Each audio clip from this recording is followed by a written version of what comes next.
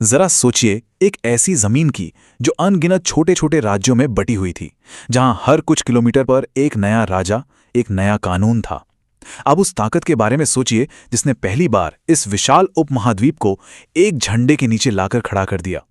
जी हां, यह कहानी है मौर्य साम्राज्य की, जिसने सिर्फ भारत का नक्शा ही नहीं बदला, बल्कि हमारे इतिहास की दिशा भी हमेशा हमेशा के लिए मोड़ दी। तो आज का हमारा ये सफर हमें मौर्य गाथा के 5 बहुत ही दिलचस्प अध्यायों से होकर ले जाएगा। हम देखेंगे कि कैसे एक नौजवान सम्राट बनता है, कैसे एक क्रूर विजेता शांति का दूत बन जाता है, और उस कमाल के सिस्टम को भी समझेंगे जिसने इतने बड़े साम्राज्य को इतने सालों तक चलाया। देखिए, इतिहास ना एक पहेली की तरह होता है, और मौर्य साम्राज्य की ये कहानी भी हमने कई टुकड़ों को जोड़कर बनाई है, जैसे पुराने ग्रंथ, यूनानियों की लिखी बातें और पत्थरों पर खुदे संदेश।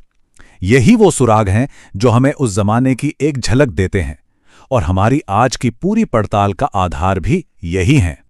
तो मौर्यों ने ऐसा क्या किया जो उनसे पहले कोई नहीं कर पाया था? उन्होंने एक सपने को हकीकत में बदल दिया, एक अखंड भारत का सपना। सोचिए, पहली बार हिमालय से लेके दक्षिण के पठार तक इतनी विशाल और अलग अलग संस्कृतियों वाली धरती एक ही शासन के अंदर आई। ये सिर्फ एक जीत नहीं थी, ये भारतीय इतिहास में एक बहुत बड़ी क्रांति थी।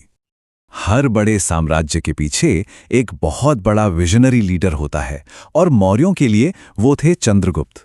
लेकिन हर हीरो को एक गाइड की जरूरत होती है ना? तो चंद्रगुप्त के पीछे जो दिमाग था वो थे कौटिल्य, जिन्हें दुनिया चाणक्य के नाम से जानती है। एक ऐसे जीनियस रणनीतिकार जिनकी बुद्धि किसी भी तलवार से ज्यादा तेज थी। और चाणक्य की विरासत सिर्फ उनकी सलाह नहीं है, वो आज भी अर्थशास्त्र नाम के एक ग्रंथ में जिंदा है। ये कोई मामूली किताब नहीं है, बल्कि राज कैसे चलाना है, जासूसी कैसे करनी है, अर्थव्यवस्था कैसे संभालनी है, इस पर एक पूरी गाइड है।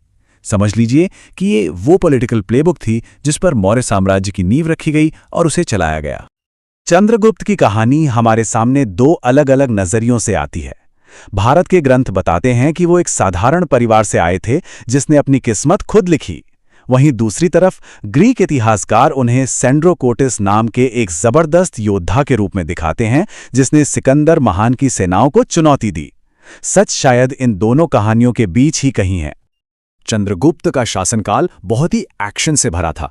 उन्होंने पहले तो शक्तिशाली नंद वंश को सत्ता से हटाया और फिर अपना ध्यान पश्चिम की ओर लगाया, जहां उनका सामना हुआ सिकंदर के जनरल सेल्यूकस निकेटर से।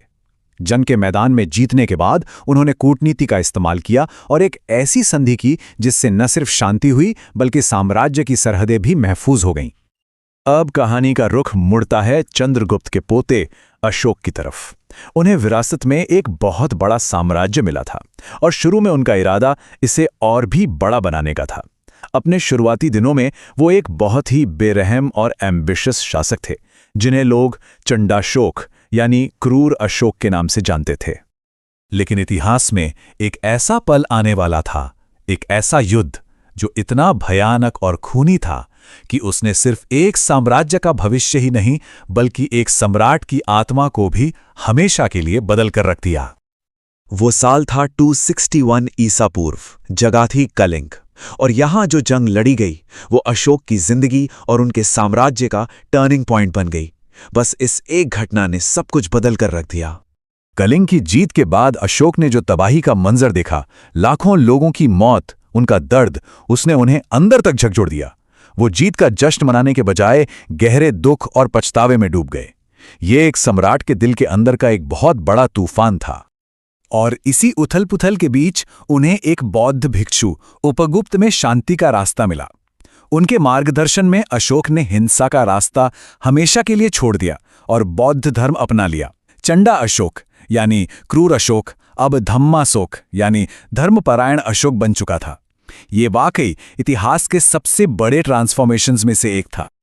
अब अपनी नई सोच को अपनी प्रजा तक पहुंचाने के लिए अशोक ने कुछ ऐसा किया जो पहले किसी ने सोचा भी नहीं था। उन्होंने अपनी बात सीधे लोगों तक पहुंचाने के लिए पूरे साम्राज्य में चट्टानों और बड़े बड़े पत्थर के खंभों पर अपने संदेश खुदवाए, जो आज भी समय को मात देते हुए खड़े हैं। अशोक का ये संदेश धम्म कहलाता था। ये कोई नया धर्म नहीं था, बल्कि सबके लिए एक मॉरल कोड था, जीने का एक सही तरीका। ये टॉलरेंस, करुणा और अहिंसा जैसे यूनिवर्सल प्रिंसिपल्स पर आधारित था, और यही उनके शासन की नई रोशनी बन गया। उनके शिलालेखों में धम्म के सिद्धांत बिल्कुल साफ साफ लिखे हैं। जानवरों की बलि पर रोक, सभी धर्मों और संप्रदायों का सम्मान और अपनी प्रजा की भलाई के लिए एक गहरी जिम्मेदारी, जैसे कि सड़कें बनवाना और अस्पताल खोलना। ये दिल से राज करने की एक फिलॉसफी थी। लेकिन सिर्फ एक अच्छी सोच से इतना बड़ा साम्राज्य नहीं चल सकता है ना। मौर्यों ने एक बहुत ही जबरदस्त और कुशल प्रशासनिक सिस्टम भी बनाया था, ताकि साम्राज्य की गाड़ी बिना रुके स्मूथली चलती रहे। चलिए देखते हैं कि उन्होंने ये किया कैसे। इतने बड़े इलाके को संभालने के लिए साम्राज्य को 5 बड़े प्रांतों में बांटा गया था, और हर प्रांत की अपनी एक स्ट्रेटेजिक राजधानी थी। इस डिसेंट्रलाइज्ड स्ट्रक्चर से लोकल लेवल पर शासन करना भी आसान था और सेंटर का कंट्रोल भी बना रहता था। और राजधानी पाटलिपुत्र वो तो अपने आप में ही एक एडमिनिस्ट्रेटिव अजूबा थी। ग्रीक राजदूत मेगास्थनीज हमें बताते हैं कि शहर को 30 लोगों की एक काउंसिल चलाती थी, जो 6 अलग अलग कमेटियों में बटी थी। हर कमेटी शहर के एक खास पहलू को देखती थी, जैसे जन्म मृत्यु का रिकॉर्ड रखने से लेकर व्यापार और उद्योग को रेगुलेट करने तक।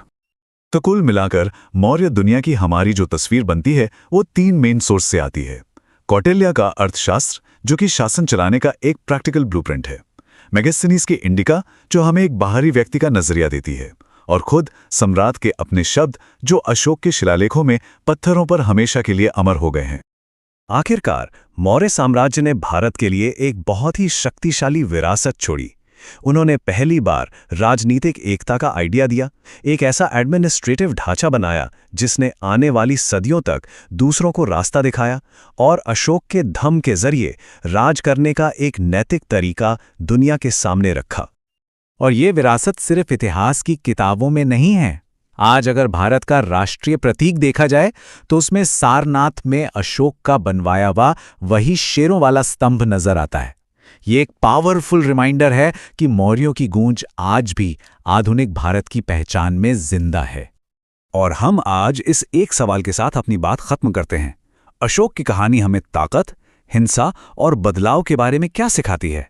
क्या शांति की विरासत सच में हिंसा के इतिहास पर पर्दा डाल सकती है? ये एक ऐसा सवाल है जो आज भी उतना ही रेलेवेंट है जितना 2000 साल पहले था।